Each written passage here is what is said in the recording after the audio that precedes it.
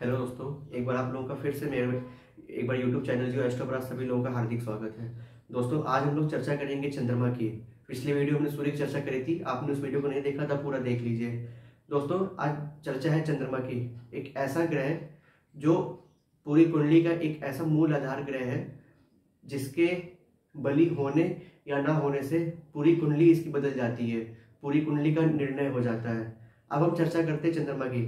चंद्रमा एक ऐसा ग्रह है जो धरती के सबसे करीब है और हर एक ऐसा ग्रह जिसकी गति इतनी तेज, हर 15 दिन में पूर्णिमा चंद्रमा की वजह से, हर 15 दिन में अमावस्या चंद्रमा और सूर्य की वजह से, क्योंकि चंद्रमा एक ऐसा ग्रह है जिस पृथ्वी लोक पर सबके मन और मस्तिष्क पर कंट्रोल, एक दबदबा अपना बनाए हुए है। चंद्रमा, आपने कहावत तो सुनी होगी, जिसका मन चंगा उसका हर कार्य चंगा। या एक कहावत आपने सुनी होगी, मन के हारे हार और मन के जीते जीत। बस यही है चंद्रमा।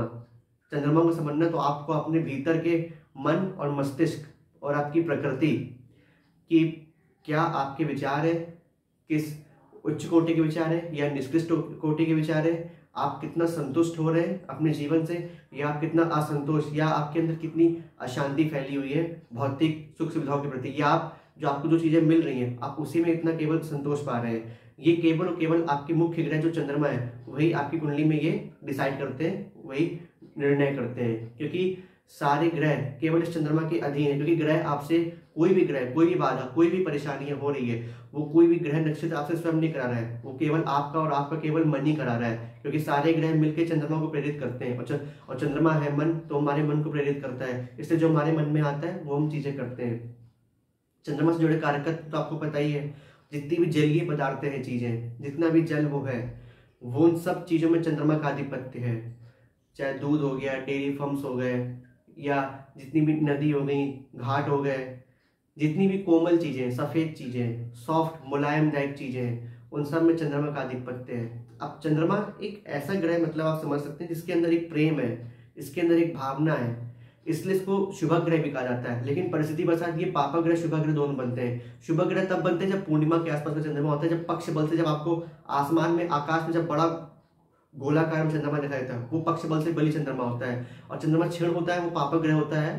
वो पापा ग्रह तब बनता है जब आप धीरे धीरे देखते हैं चंद्रमा घटता जा रहा है, अपनी कलाएं वो घटाता जा रहा है। जैसे जैसे वो सूर्य के समीप जाता जा रहा है तो वो अपनी कलाएं घटाता जा रहा है, तो चंद्रमा क्षीण होता जा रहा है। तो जब अमावस्या आती है, जब चंद्रमा आकाश में क्षीण हो जाता है, गायब हो जाता है, नहीं दिखता है चंद्रमा, वो अमावस्या का होता है, वो सर्वाधिक पापग्रह चंद्रमा होता है। लेकिन दोनों ही अवस्था में, चाहे पूर्णिमा का हो, अमावस्या का हो, इन दोनों ही अवस्था में जहां तक कि मन को बहुत ज्यादा अशांत कर देते, जहां तक मन इस कदर भटकने लगता है कि अगर वो मंदिर में भी, किसी तीर्थ जगह पे भी जाए तो भी वो, उसका ध्यान भगवान पे नहीं लग पाता। इसका मैं आपको उदाहरण देता हूँ। बीते दिनों में मैं किसी मंदिर में गया था, शिव मंदिर में ही, तो वहां मुझे एक जन कोई मिला, तो वो कहता है कि उसने मुझे उदाहरण दिया। अब मुझे नहीं पता कि उसने जो ये तर्क दिया वो सही था या गलत था, वो आप कमेंट मुझे बताएगा कि ये सही या गलत है। उसने मुझसे ये कहा कि मैं मंदिर जाता हूँ तो मैं शाम को मंदिर आता हूँ, क्योंकि शाम को मैं सन्नाटे पूजा कर पाता हूँ, भीड़ भाड़ में कर नहीं पाता हूँ। उसने कारण ये बताया कि दिन में सुबह जब जाता हूँ तो वहाँ लड़कियां, औरतें ज्यादा आती हैं, लड़कियां गंदे कपड़े पहनकर आती हैं, इस वजह से मेरा ध्यान भटक जाता है, तुम्हारी निगाहें कहीं और चली जाती हैं, मैं मन से पूजा कर नहीं पाता हूँ। तो मैंने कहा कि आप क्यों देखते हैं, आप देखते ही क्यों उनकी तरफ, उन लड़कियों की तरफ जो ऐसे गंदे कपड़े या छोटे कपड़े पहनकर आती मंदिर। हाँ, ये एक अलग बात है कि आप किसी तीर्थ जगह पर जा रहे हो, मंदिर जा रहे हो, तीर्थ स्थल पे जा रहे हो, तो वहां मर्यादित कपड़े पहनना चाहिए, पहन करना चाहिए, नियम कहता है कि हमें उटपटांग कपड़े नहीं पहनना चाहिए। लेकिन वो बात अलग है। मैंने कहा कि आप देखते क्यों हो, इसका मतलब आपका मन इस कदर भटक रहा है कि आप शिवलिंग को देखने बजाय, वो भी भोले बाबा के मंदिर जाकर के भोले बाबा की ना देखने बजाय आपकी निगाहें कहीं और चलती चली जा रही है।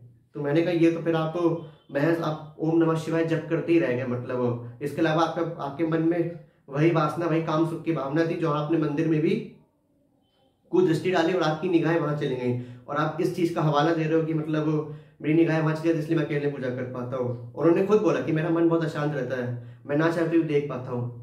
तो ये उदाहरण मैंने इसलिए दिया, आप समझ सकते हो कि लोग इस कदर, चंद्रमा ने इस कदर मतलब कलयुग में इतना वर्चस्व फैला रखा है इस भौतिक धरातल पर कि लोग मंदिर, तीर्थ जगह पे भी लोग जाते हैं तो माला जप कर रहेंगे, लेकिन आंखें, निगाहें कहीं और चली जाएंगी, हम लोग कहीं और देखने लगते हैं, विपरीत को देखने लगते हैं, विपरीत लिंग को। ये कारण होता है चंद्रमा। लेकिन ये तब होता है जब चंद्रमा पापी ग्रह हो, जब चंद्रमा पापा ग्रह पक्ष बल से विहीन, शनि राहु की पीड़ित हो जाए, या शनि से विष योग बना ले, राहु से ग्रहण योग बना ले, अमावस्या का हो, ये चंद्रमा होता है। और 100 में से 99% लोही कुंडली में, 100 में 99 लोही कुंडली में मैंने जब जब देखा तो चंद्रमा कहीं ना कहीं से प्रभावित है। पक्ष बल से कमजोर हो, नीच राशि में हो, शनि से दृष्ट हो, राहु से युक्त हो, तो ये कहीं ना कहीं चंद्रमा कहीं ना कहीं प्रभावित है। कारण है क्योंकि हम लोग मन के तल पे जी रहे हैं, हमें चीजें नहीं मिल रही, हम लोग अशांत हो रहे हैं। और सबसे बड़ा कारण है इलेक्ट्रॉनिक गैजेट्स। जैसे मैं ही वीडियो बना रहा हूँ सामने मोबाइल है, ये लाइट्स लगी हुई है, या कंप्यूटर है, लैपटॉप है, इंटरनेट है, गूगल है, ये सब क्या है, ये राहु है। और राहु के आधिपत्य में आता है। अब होता क्या है, कई बार लोग जैसे देर रात तक जग रहे हैं, वैसे देर रात तक जग रहे हैं तो चंद्रमा तो वैसे ही खराब हो जाता है। अगर देर रात तक जगते तो वैसे ही चंद्रमा पीड़ित हो गया। तो कहीं ना कहीं हमारे मन और मस्तिष्क पे, हमारे पेट पर, उदर पर इसका सीधा सीधा असर पड़ता है। आप लोग गूगल चला रहे हैं, नेट चला रहे हैं, तो कई बार मैंने शॉर्ट वीडियो बताया भी था कि अगर आप मोबाइल बहुत ज्यादा चला रहे हैं तो उससे कोई यूवी रेज निकलती है, उससे हमारे मेलाटोनिन हार्मोन जो नींद की गुणवत्ता को प्रभावित करता है, वो कहीं ना कहीं से प्रभावित हो जाती है, इसलिए हमारी नींद खराब हो जाती है। और जब नींद खराब होती है तो कहीं ना कहीं चंद्रमा हमारे खराब होने लगते हैं। देर रात तक लोग गूगल इंटरनेट चला रहे हैं, इंस्टा फेसबुक ये सब चीजों में लगे हुए हैं, तो कहीं ना कहीं इसका सीधा सीधा असर, क्योंकि राहु को अपने साथ बुला रहे हैं, राहु को प्रभावित कर रहे हैं, राहु को अपनी तरफ आकर्षित कर रहे हैं। तो अब यहाँ क्या हो रहा है कि राहु सीधा सीधा चंद्रमा का शिकार कर ले रहा है। इस वजह से हमारी नींद, हमारा स्लीपिंग पैटर्न, हमारी रात्रिचर्या खराब होती जा रही है। उस वजह से हमारी दिनचर्या भी खराब हो जाती है। हम लोग सूर्योदय तक बाद तक सोते रहते हैं, सूर्योदय के पहले नहीं उठ पाते हैं, ये कारण होता है।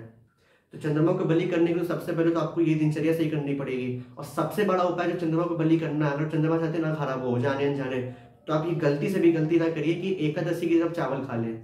भूल के भी एकादशी के दिन चावल मत खाइएगा। अगर अपने रेस्टोरेंट जा रहे हैं या आपने कहीं कुछ बाहर भी जा रहे हो तो इस बात का ध्यान रखिए कि आज एकादशी है, चाहे शुक्ल पक्ष या कृष्ण पक्ष की, हमें चावल नहीं छूना है, हमें नहीं खाना है। और बाकी जो सबसे सरल उपाय है, तो आप सफेद कपड़े में बहते जल में मिश्री को प्रभावित कर दीजिए, उससे भी कहीं ना कहीं चंद्रमा आपके बली हो जाएंगे। ये आप 7 सोमवार 11 सोमवार कर सकते हैं। और अपने इष्ट, केवल महादेव की पूजा करने से ही चंद्रमा को आप बलि कर सकते हैं, क्योंकि महादेव ने स्वयं अपने चंद्रमा को अपने मस्तक पर, अपने जटाओं में उनको बांध के रखा, अपने मस्तक पर है चंद्रमा को, इसलिए केवल उनके इष्ट देव भोले बाबा ही है चंद्रमा के।